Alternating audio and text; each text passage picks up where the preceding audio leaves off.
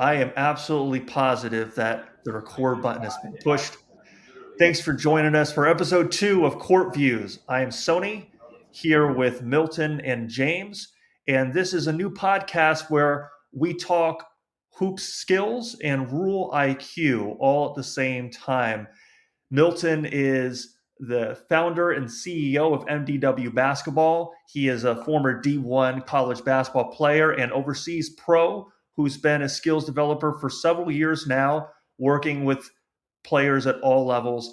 And above me to my right is James, NBA referee of 14 years. Prior to that, worked his way up through the developmental league and the WNBA. Gentlemen, we have just finished the NCAA tournament. We've got a lot of plays today to look at from the NCAA. But first, let's start with your thoughts on the tournaments. Did you have any highlights? Did you have any lowlights? I'll start with you, Milton. I thought overall it was just really dope to see the women's side. I think I was more interested in, watching them play and watching, the growth in their game and the icons or the characters that they have in the women's on the women's side. But all in all, I think it was pretty smooth. I definitely felt the women's side was a bit more entertaining this year for me personally. And it's really cool to see their game grow and evolve like it has been. Now, I would ask you, James, if you felt the same way, but knowing your alma mater, I had the feeling that you quite enjoyed most of the NCAA men's tournament, except for maybe the very end. Yeah. I mean, we came up one game short, but shout out to the Boilermakers. They had a great run, especially after last year. I think that's what makes it so good because, they overcame adversity. That's just not a basketball court. That's life. When life knocks you down, do you get back up? Do you dust yourself off? It's that old cliche. And they did that this year. They were another number 1 seed, and they made it to the championship game, the Final Four, which is a huge honor. First time they'd been there since 1980. And so their problem was, UConn is just very good. And they ran into this juggernaut of UConn. So super excited. The tournament was great. Just we came up one game short. It is what it is. But I will say this: IU didn't get anywhere close to that. So it was a successful season as far as Purdue fans are concerned across the country. So it's not just about how you do; it's about how someone else don't do. Well, absolutely, certainly your nemesis. Yes. I want to look at some basketball in a second, but before that, 2 questions. One for you, James. As a fan, big-time Purdue basketball fan, what's it like when you go to a Purdue game like that? What lens? Is it going back and forth? How is that experience of watching a game? Because you're up close, you're watching it, and you have your referee lens that you always are bringing to the game. But then in this case, you've got the alma mater lens as well. So what is that like? I still watch it through the lens of a referee. It's like you can't turn it off. I was fortunate enough to fly there the day of. I was literally in Phoenix for like 8 hours, flew in, flew out to see the game. I remember there was an instance where there was a held ball, and in college they have the arrow, and it was Purdue's ball. And then maybe 3 minutes later, it was another held ball, and they didn't change the arrow. And so the Purdue fans are going crazy, like they're going to give the ball to UConn. I'm like, yeah, it should be UConn's ball. That's integrity. It's not our ball. We just got don't you remember 3 minutes ago, we got the arrow, but of course people don't care. It's all about winning. So yeah, I look at it through the lens of a referee. So even watching that championship game, I'm watching it as an official. And as crazy as it is, as much as I'm rooting for Purdue, I'm looking at it through the lens of, is that legal? Is that not legal? Oh, that's a good call. We could probably pass on that. That's how I'm watching the game. Or when Zach Edey brings the ball down, I'm like, you just took yourself from 7-4 to 4-4. Right now, everybody's the same size as you on the court. You've just taken your advantage and you've made it your disadvantage. Or when they don't do something right, I'm looking at it like, they missed the read there. But for the most part, yeah, I'm looking at it through the lens of a referee. It's just so hard to turn that off. Milton, you're obviously a big rules person at this point. Mhm. With great power comes great responsibility. And Hmm. I'm wondering, as James was saying about how fans can be, when you play, are Mhm. you the person that if you or someone on your team commits a violation, you're like, oh, yeah, that's a call, and you call it for the other team? Or are you, I'm not saying a damn thing unless the other team says something? Where do you land on that? Uh, It's it not depends. necessarily integrity either. You could also Yeah, argue it's just like it's the way the game is played, right? Like, hey, if you see the foul, call the foul. yeah, for sure, for sure. Now, I'm not like the commercial where the kid says, "Nah, coach, it's his ball." Um, but at the same time, I'll respect the call if it's especially when it's correct. Yeah, yeah. All right. And you said something a minute ago about the women's tournament this year. Hmm. What was that? Obviously, there's Caitlin Clark. You mentioned Juju Watkins. We didn't talk about Angel Reese yet, but we've got her. We've got folks like Cameron Brink out in Stanford. There was definitely a strong class. Was it just this year of having these really talented players? Were there other factors at play? What is that to you? Just in my opinion, I think the entertainment side is what the fans are buying into. So they like to see the villain, they like to see the hero, they like to see um, this girl doing this woman doing this. They like to see the flair that Caitlin Clark brought to the game. They like to see Angel Reese's attitude and how she goes about doing what she does. And just like even Coach Dawn, I would say she would be one of those icons, one of those characters. I just think like when you have characters and you have a storyline, that's the entertainment side that people are looking for on top of the game itself. So like, it's not a lot of basketball purists that just love the game for the game. But a lot of people they want to dig into those storylines, and those are the ones that sell tickets. So I feel like having those icons, having those types of players, and what they brought to the game, within the game and outside of the game, is what brought light to the actual women's game, which has been dope and been great to watch. But now you just it's on Front Street now, which is really cool to see. Yeah, really good points there. Only other thing I'd add to it is I think that the WNBA rule, I believe, is that you have to be 21. I think Mm, that having the women's players in NCAA play 3 years yeah, does a lot for two things.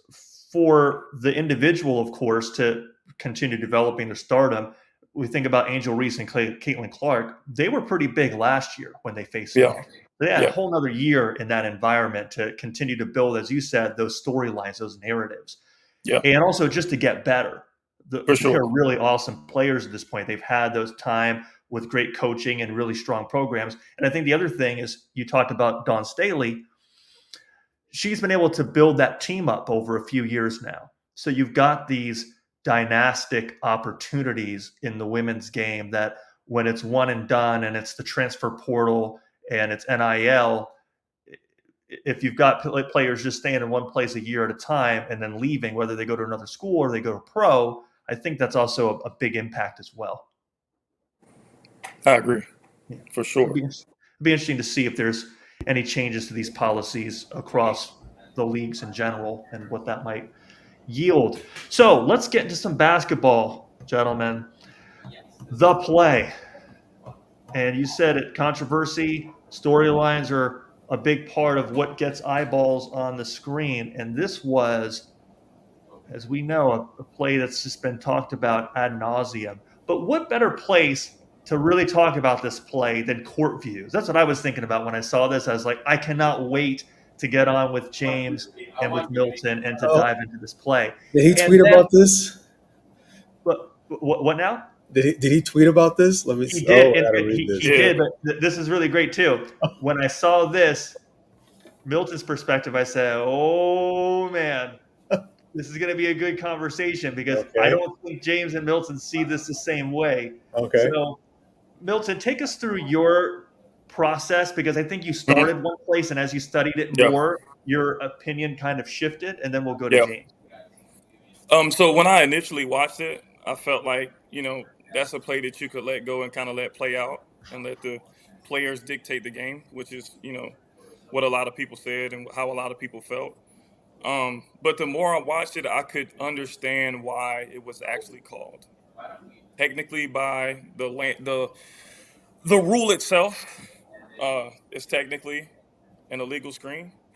Um, from what I've read, from what I saw, what I saw the emphasis for the women's game was on screening, from the officials that I talked to as well, and from the rule book itself. But at the same time, too, just me being a player, I would have loved to see that just play out and just see how it ended and how it ended in that way. Yeah, absolutely. James, what say you? Well, first of all, I got to be very careful here as I speak, and I'm going to be very, very careful. Um, I think the reason why there's quote unquote controversy here is because there's validity to both sides of the argument. Yeah. And the one side of the argument is a foul is a foul is a foul, whether it happens at 5 seconds at the start of the game, 5 seconds to go in the game. That's one side of the coin. The other side of the coin is what, like Gino said after the game in his presser, which is there were probably 8 or 10 of those screens that happened during the game that maybe weren't called. And so, if it's not egregious, and that is also a word that is subjective, what is egregious, what is clear and obvious to one may not be clear and obvious to another, then maybe if it's gray, and we talk about gray all the time in officiating, let's use that word. If it's gray, if it's on that line, if it's on that margin, if it's on that 50-50, 60-40, now we have a determination to make. I will say, as an official, you're just watching the screener. We're not watching the person getting screened because they're going to make everything look way worse than it actually is. So the Iowa defender is going to make it. She's going to sell it. We have people in the NBA that if they are late, if they are trailing and they're late, they literally just run the outside shoulders and throw themselves off outside shoulders because they are trying for you to do their job for them, which they got caught, they're late, and now they're trying to convince you that they've been illegally screened. This play is close. This play is close. It's gray. It's gray by the letter of the law. It's you can make a determination on either side of the coin. And I will say, I always use the analogy of let's not talk about basketball. You've been around me long enough to know I love to use the analogy of being a cop giving speeding tickets because I think that's something everybody can relate to. If the speeding limit, if the limit on the road is 55 and I pull you over for 60, I have by the letter of the law, I have done my job. That is there you have violated. But there's not one American that I know of who would accept getting a $150, $200 ticket for going 5 miles an hour over the speed limit. They just wouldn't. They would not accept that in their normal everyday life as that's a really good decision I just made as the police officer. So again, I can see this going both ways. I see both sides of the coin here. I really do. So that's why it has quote unquote controversy behind it, because if you're Iowa, it's absolutely 100% an illegal screen. If you're UConn, it's absolutely a solid screen that's on that line that shouldn't be called at that time of the game. That's what the officials get paid to do. That's the judgment of that official at that time in that moment. That's what she gets paid to do. And she decided it was an illegal screen. It's so tough, though, Milton. I'm sure for you, as someone that works with players, Mhm. how do you prep players? How do you coach them? How do you help them understand or predict when this is going to get called and when it's not? Because we know there are times when that exact play doesn't get called. That's so Mhm. tough. Yeah, I would just say, just do a better job of making it as legal as possible. I mean, I think that's the only thing that you could do in that moment in time. And like I said, from my perspective, I would have wanted to see the play out. Yeah. Um, but I can understand why it was called. So I'm kind of like James. I was conflicted because my first opinion is totally different from when I continue to watch it from different angles. And I feel Mm-hmm. like depending on the angle that the official actually saw the play on, that could be a determining factor as well on why it was called. Because there's more to the play, right? Because they switched this action. Right. So the big here, you see her step up right here. So it's not like off of the screen, there's a wide open shot here. Yeah. They switched this action. And so she doesn't have an open shot. She's still she's gonna have her work cut out for her. And you know, I've like I think these plays are good to discuss. I really do. Certainly from an official standpoint, and I know on our staff we've talked about it, and I'm sure in the NC2A people they've talked about it, because there are so many lessons to be gleaned from this. I mean, there are a lot of lessons to be gleaned from this, and even on our staff of officials, we don't all see it the same way, and that's why it's gray, right? I always tell people it's like the Supreme Court. You got 9 justices on that court, and very rarely do you get 9-0 decisions. Yeah. Pe- People can interpret things differently, and that is okay. It doesn't mean somebody's cheating, doesn't mean any of that. I see this play differently than some of my colleagues, and they see it differently than I do. That's part of it. That is part of it. And so that to me, by definition, means it's gray. Another point here I'll just bring up. This is a little bit more for you, Milton. How many players on the team do we think knew the NCAA points of emphasis coming into this game? We talk about rule IQ. Probably not. I'm Yeah, going to guess probably not. probably not a lot of them. And that's an interesting takeaway for us, because if I have that knowledge of this is one of the few points of emphasis that these referees have been given, that might affect how I approach a play like that. And that's something we should actually do before the upcoming season. We should get a hold of the points of emphasis, and we should actually do a program on those for the upcoming season and kind of break it down. That would be great. All of my official friends usually send them to me for the high school and NCAA levels. Yep. So yeah, we definitely could do that. Let's do that. So let's also look at some more basketball. Good conversation here, though. I like how we're bridging the divide here. Another, and I hope this isn't too soon, but a play from the men's championship game. It's actually the first play of the game. And I wanted us to talk about it, particularly the contact down low between Klingon and Zach Edey. And it's not that there's anything wrong with the play here. It just got me thinking about how often early in a game teams will try to establish some part of their strategy for the game. And it's always interesting. And you see, we knew coming into this game a lot was going to happen near the hoop with these bigs. And I wanted to talk to both of you from a player development perspective and from the Mhm. official perspective on how we navigate things like this. There's a lot of contact even before the pass into the post.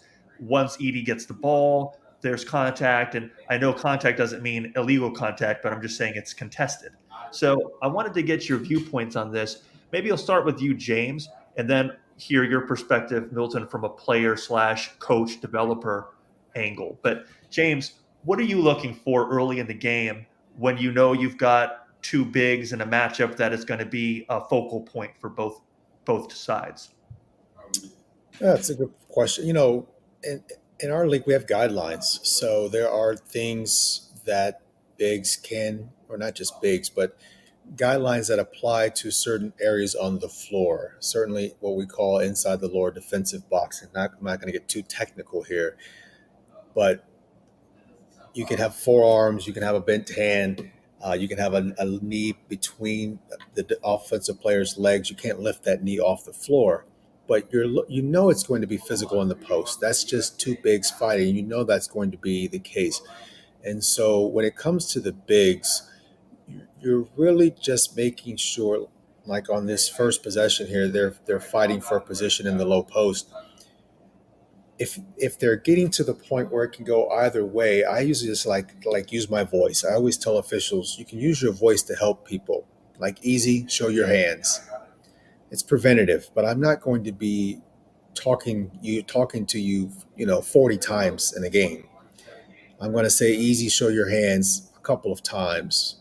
And then if you don't show your hands, or if you're not easy and you get beyond the standard, I'm just going to blow the whistle. And so what you really want is you want to make sure that if someone is not allowed freedom of movement, or if they're dislodged off their spot in the post, then that's when you want to blow the whistle. But here it's just two people fighting for a position, really, and that it ends up cleaning itself up well, and it plays out extremely well. So I like the no call all the way around. See, this kind of let me go back to the UConn play in Iowa. At the start of this play, you could very easily make a case for a foul on UConn, right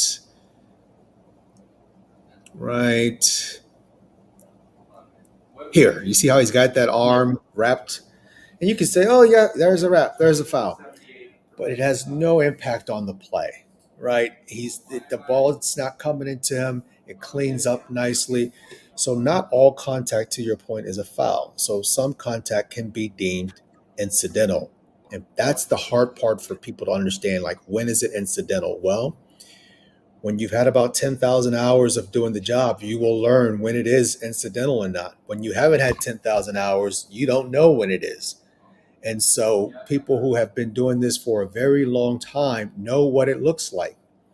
And so I love the no call. I love letting them establish in the post there early, but you don't want to let it deteriorate. And secondly, you don't want to let people beat up one another just because they're big. Just because you're big doesn't mean I'm going to allow more contact with you than I'm going to allow on the 6'2" guard. You still have to play within the rules and the guidelines. And Milton, on your end, what's your view on this as a player or as a coach, how you're prepping one of your guys or girls to navigate this type of physicality early in a game?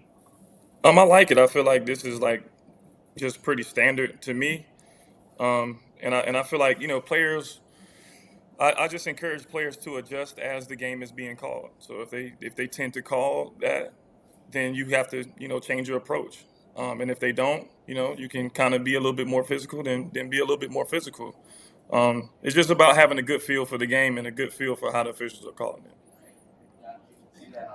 And if I Now, can add, Sony, I'm sorry, if I could add yeah, one more thing, like this is the national championship for college, right? The men's college, the highest level there is in college. On a scale of 1 to 10, 10 being this is very close to the NBA, just the level of play and athleticism. This, and I was there live. This is like a 3.5. That is the difference. Last night we had Gafford and Adebayo in the paint in the post. With Dallas and Miami. And when I watch college basketball, it's amazing how slow it is. and like it looks like as Edie, and I'm a Boilermaker, as he goes across the lane, it looks like he's in quicksand with how slow it is, man. It's not it's like, and even the defender, what's the defender's name for UConn? Klingon. Yeah, Klingon. I mean, it looks like something you would see at the Y. I mean, I don't know. I mean, I know this is high level basketball, but I just want people to really know it's not even close to the NBA. Like it's it's not even close. And I went to one of these schools. That's all I'm saying. That ball would have been stolen 3 times in NBA.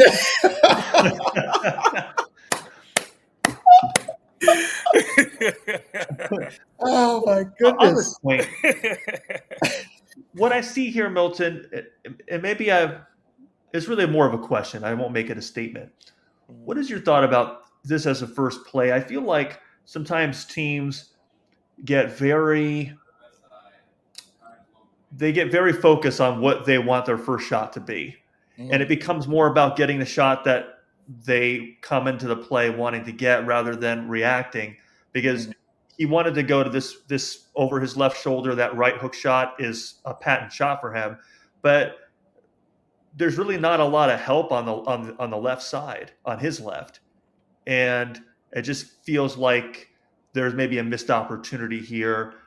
Maybe not specifically about this play, but maybe talk to me a little bit about the balance between coming in with a very set idea of how you want your first shot to go, and then also adjusting based on what you see from the defense. Yeah, I think he goes over the left shoulder a lot. Um, I rarely ever see him go over his right shoulder and finish. Yeah. So he was just really trying to get to what he's comfortable doing. Um, if I was working with him, we would have to have way more options than that. That's a very, very difficult shot. Yeah. Very, very difficult shot. Doesn't matter how tall you are. That's a tough shot. And I guess that's what you expect at a younger age, as players haven't developed those counters yet. Yeah. Is you would expect in a play like that, he could swing his right leg around and do a drop step probably pretty easily because he's got so much size, and probably have a pretty good angle on the drop, But I guess that's part of his development as a player. So, Zach, Milton's available. Yeah. So, just reach out to him. He's very accessible on Instagram. Definitely. By his age, you should have that, man. You gotta have that. You gotta have Well, that, he's got to especially if have it's better that than open. that. If he's in a championship game and it doesn't have that yet, he's got to get that or more of it. But good player, and I'm excited to see what Zach Edey does. I know everyone's talking about how does that translate, and does it or does it not, and what was there for me to say. But I'm just very interested to see how it plays out. For Let's sure. let's look at another play. And James, you talked about not being able to take your lens off, and you messaged me after the game with this play, and you said this is a rule IQ play, and it relates to a timeout being called and placement of the ball in bounds after the timeout. So I've got 2 clips here. I'll play the first one, and maybe you could talk us through what you saw here and what the opportunity to learn is. Mm-hmm.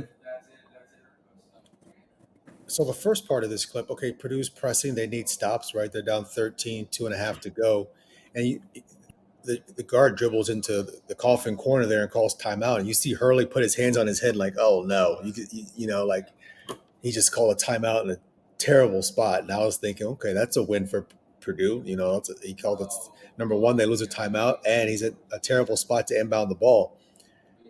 But then they come out of the timeout, and the ball's in a totally different spot.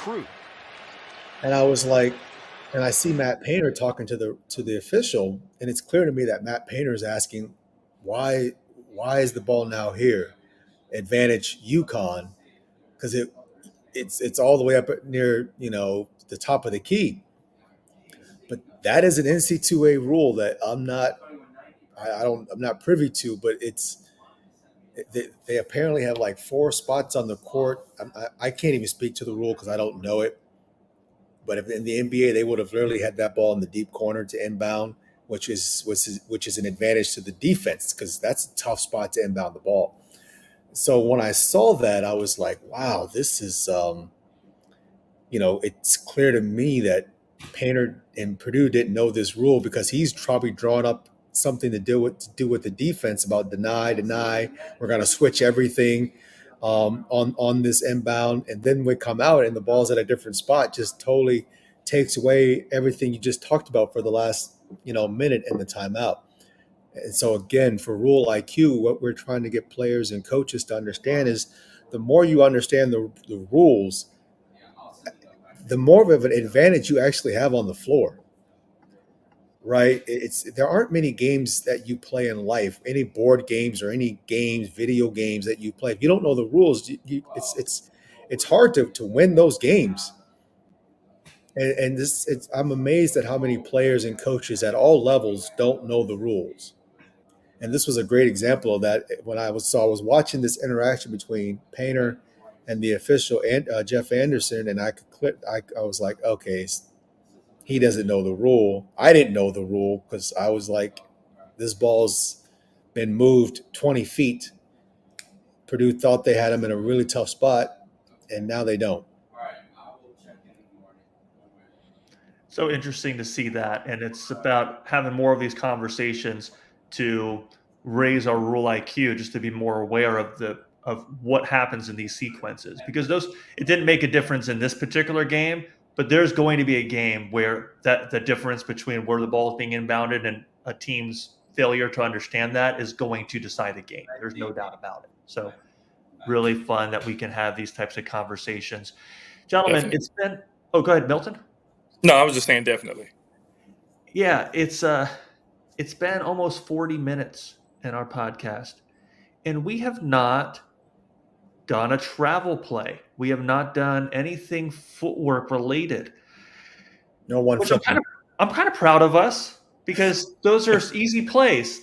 And Milton is doing God's good work every day, talking to the world about misconceptions we have around footwork and what is a travel and what's not. Here's one that's been talked about a lot, and you've gotten a lot of interest and activity on this, Milton. Talk us through this. Why are we still having this conversation? And yeah, from a skill standpoint too, it's pretty cool to see this move starting to actually be used more legitimately. Yeah. Definitely. I really don't understand why people think there's a time limit that you have as you come to a stop for any step. I really don't understand why they feel like this would be illegal.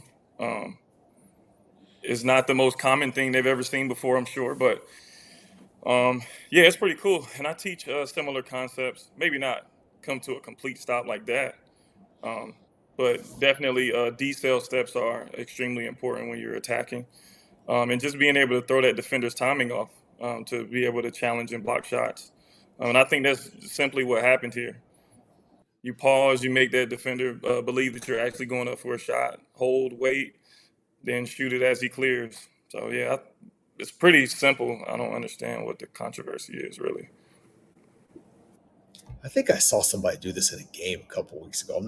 These games, they all run together for me, but I think somebody did a move like this where they kind of basically came to a pause. And I was like, that, and I remember thinking that's some Milton stuff right there. But it's like, we didn't call it travel. We didn't call it travel. Like nobody said a word. So it's almost like the players are starting to maybe accept it a little bit more. But maybe I was in Washington. I don't know if it was Jordan or I thought I saw someone do that, and I was like, man, that's got Milton written all over. I remember thinking that, and I was like, now that I'm starting to see it on NBA floors, I'm like, oh boy, his stuff is getting out there. That's awesome. That's awesome. Gentlemen, what do you think is the key thing that I paid attention to first here? See how well you know me. Hopefully where the dribble ended. Oh, you're giving me way too much credit. I'm looking at his bright fingers. You know it, Chikuchi. That's right. I'm looking at the sneakers from our conversation we had last week, True. and now I'm looking at every time. I'm like, wait a second, the sneakers. I know the referee can see it a little easier. Not that anything is. There's no fraud detected here. No, but I mean, So look out of all those players who we can see their feet. Look at how clear you can see his. Yeah.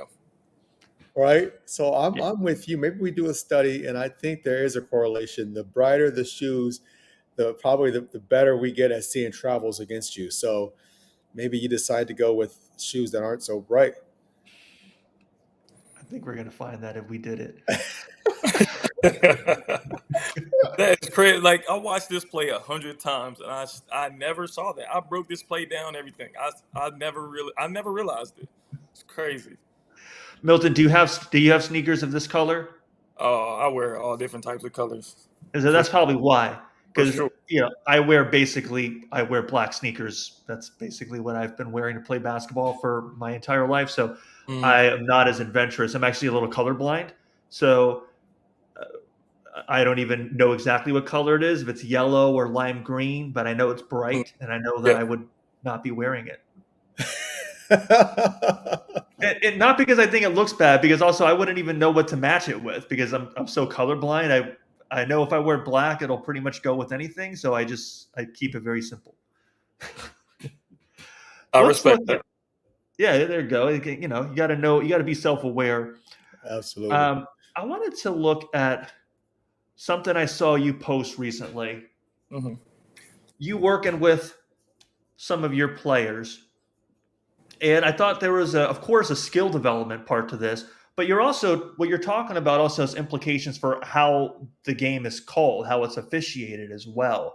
And you're talking about legal guarding position from the defender, about staying attached, about I don't want to try to say it all because you're a lot smarter than me at all of this. So maybe you can take us through what you're talking about here, and then we can get James's his kind of reaction to it.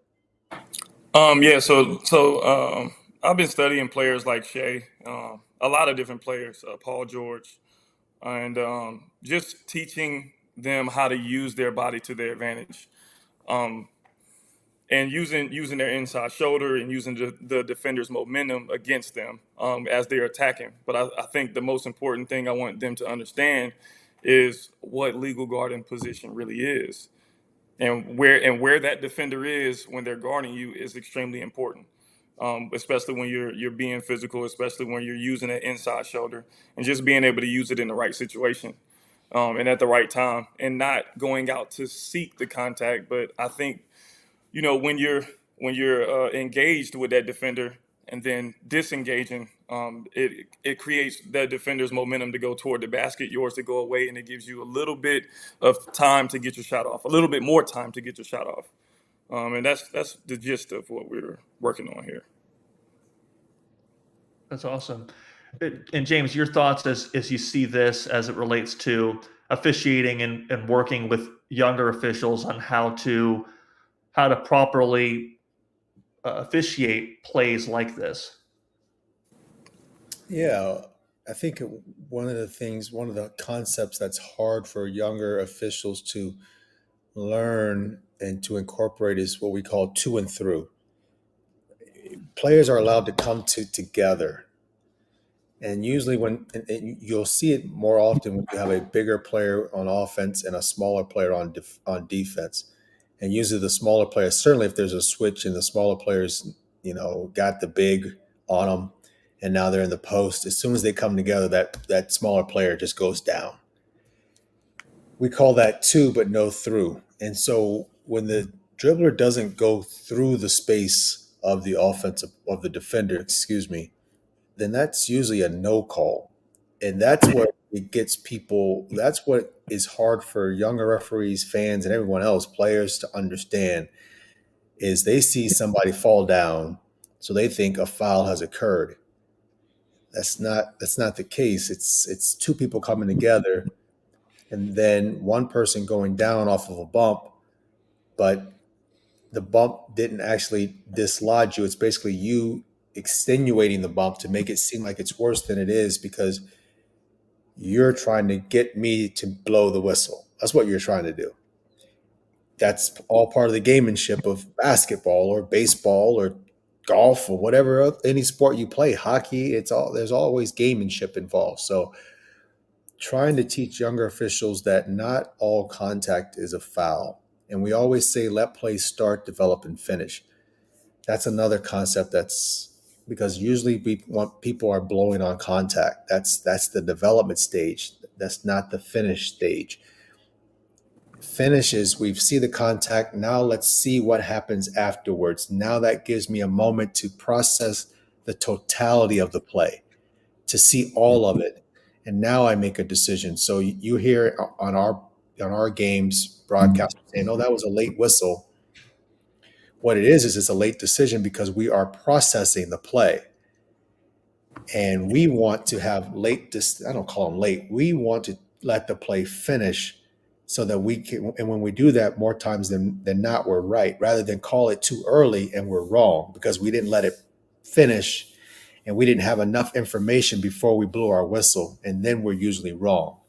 And so, players coming together, that's allowed all day long. What we don't want to see, or what becomes illegal, is when dribblers go elbow to wrist to push off, or when they go through the space of a defender who's in their straight line path. That's when an offensive foul occurs. But for trying to teach younger officials to and through, even talking to coaches at the NBA level or players, it's a concept that people don't understand. They just see the defender go down and they don't understand why that's not an offensive foul. It's so interesting. I had not heard that concept before of to and through. And I've been working with you for a little while now. So always fun to hear new things. I want to come back to something else from a skill perspective as well.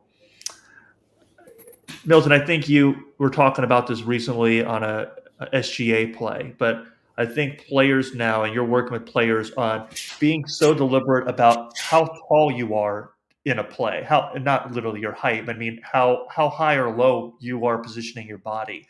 And you're Mhm. seeing players like SGA. You mentioned Paul George, who has also gotten so good at making himself taller or smaller depending on what he's trying to accomplish with the ball.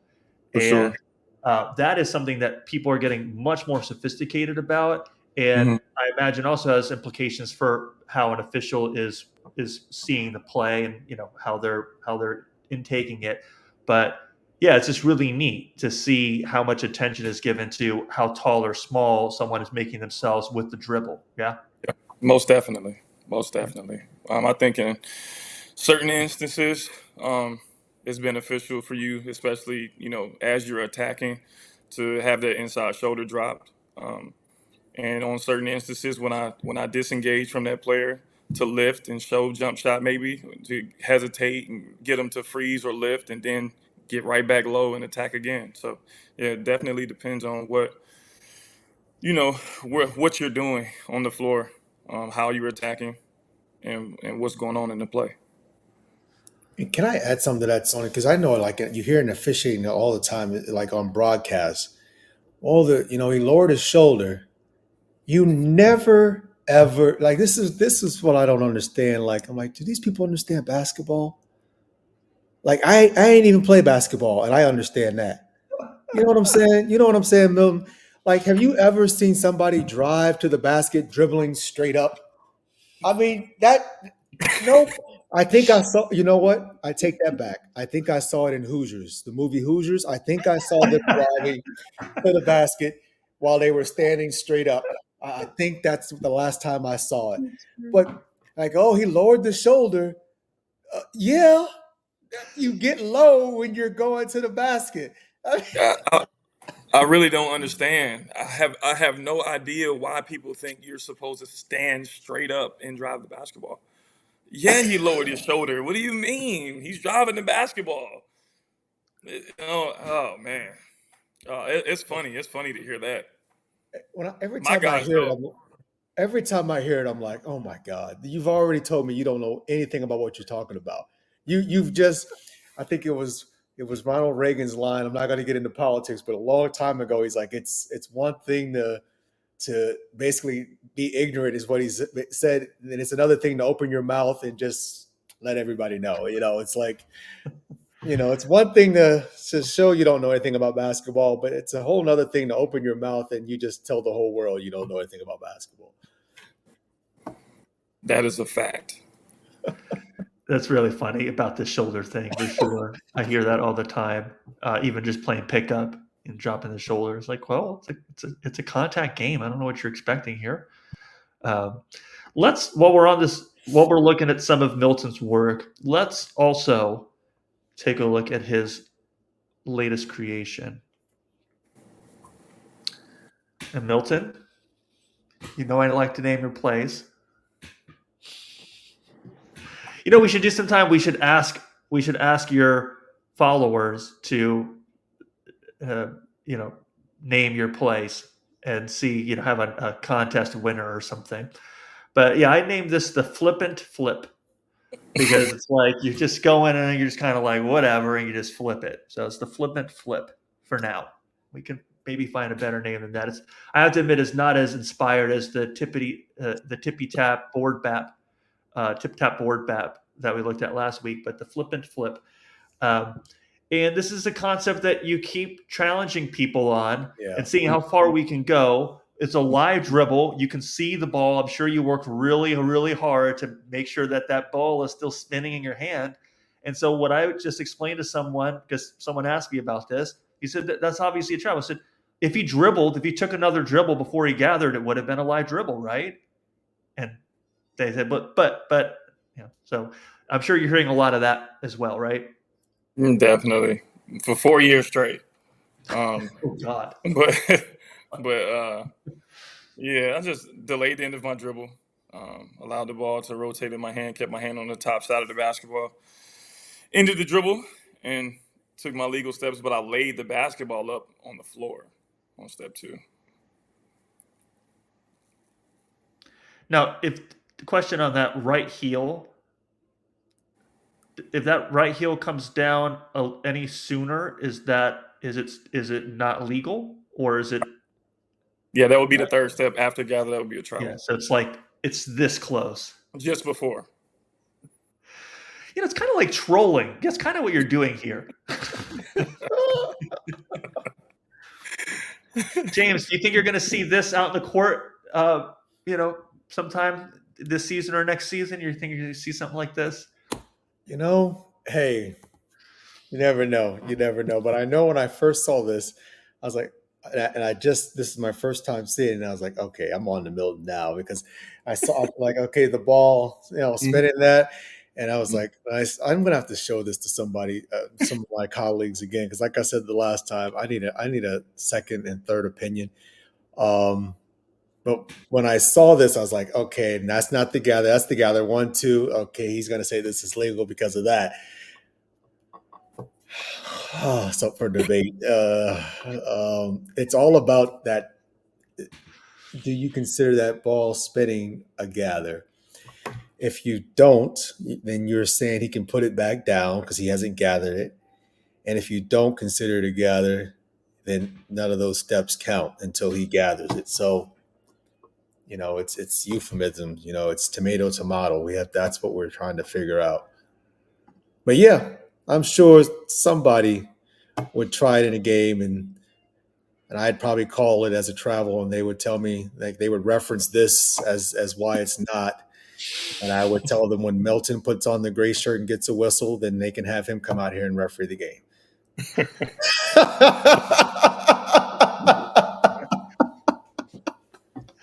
Oh man.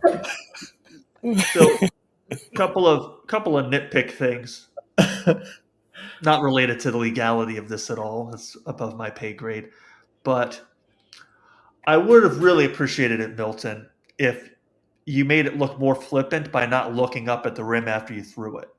If you just kind of Steph Curry'd it, like you just kind of threw it, you just even turned your head the other way, But you probably, you were obviously quite happy with yourself, after. Definitely. I think I got this one on the first try. That's why. Oh, one Oh take wow. home. Okay. Yeah, Okay. All Impressive. right. yeah. That is pretty impressive. Yep. So yeah, I was. I mean, the other interesting thing here is I was. It looks like one of those things, when a whistle's called, and then I see like Steph Curry do this, and he just kind of throws the ball up after it's a non-continuation play, and it's I'm just going to put the ball up there. It kind of looked like that, but a very deliberate version of it. Um, Mhm. so So have you did you post this recently? When was this posted? I posted this earlier this week, but this is an older video. I had this. I Oh, made a video. I was just asking because I'd be Yeah. interested to hear what people said in the comments. Oh, Like, the comments are crazy. You got to go to the first time I posted it though. And I like I said, I sent this to a number of officials too. FIBA, NBA. They both said legal. they It's said crazy. legal. They said legal. Okay, Hmm. interesting. Hmm. Yeah, I sent every one of my traveling out videos have been confirmed legal before I post them. Like I want to at least you know have some type of official behind it instead of just me just going out there just trying things and Yeah, yeah. I mean, as well as I, as Sony, just how fans are. yeah, There there are just some concepts and things you just can't get people to accept. They for sure. just they just absolutely adamantly won't accept it. Yeah, In the face of all empirical evidence, data, whatever, they won't accept it for whatever reason. It just the basketball that they know over the course of however long they've played it, anything that looks remotely close to what you just did has always been a travel. And darn it, just because you did it doesn't make it legal now today. So no. you're not going to convince them to change their minds. And that's the coolest part about what I do. I never did this with the intention of people agreeing with me, with the intention of people um, this being added to their game. None of that. I just wanted to let's talk about the rules. Let's Yeah, create dialogue. Let's have a conversation. yeah, And it kind of like I said, it took a life of its own. Like I never intended for people to do this stuff in game. I never said do this in game. I asked you, is it a travel or not? And the only way you know if something is a travel or not is that you have to know and understand the rules of the right. game. You got to So read the book. Yeah, you got to read the at least the travel part of it. got to, and the section is so small. Like, why would you not want to read it anyway?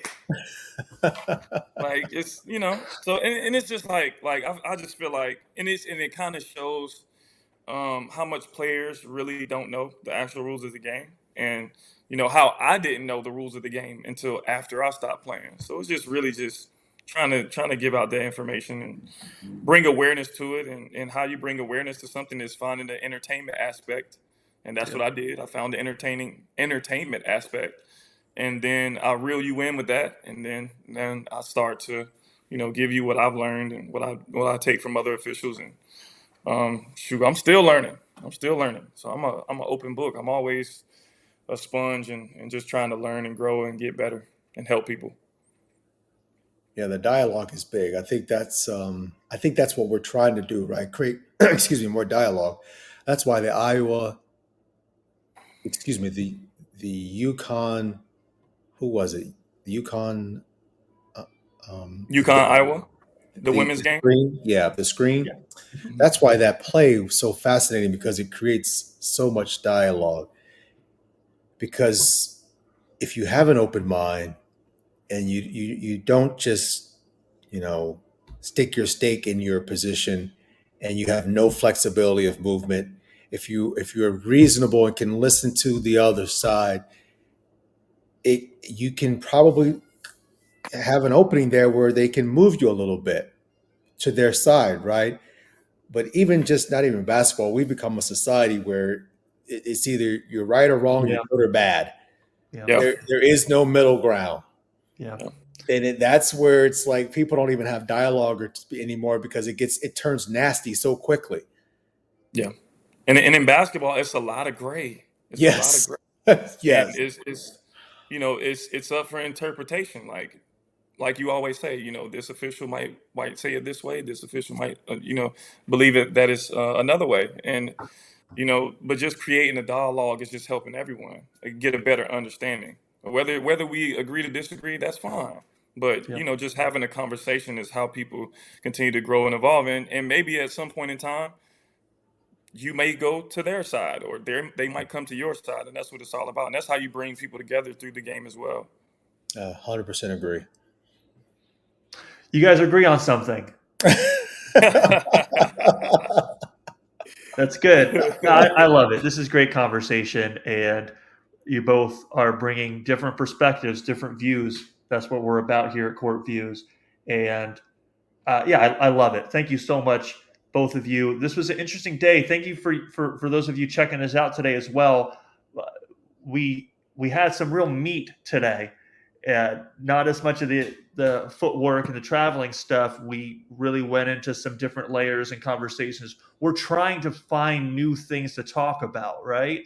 To Milton's point, because we want to generate a conversation that broadens all of our collective understanding and just makes it a better game. So please do hang in with us. Share your feedback. Let us know what you liked. Let us know what you snoozed through, if there was anything like that. Share your plays. Continue to share your plays. We want to see a variety of different things as we now approach the postseason in the NBA. And lastly, spread the word. If you like what Milton and James are doing here, tell a friend, follow us, check out our podcast. You're listening to it either on Spotify or YouTube right now. Follow us on other social media. And we look forward to continuing this conversation. So, on behalf of Milton and James, I am Sony with Court Views. See you next time.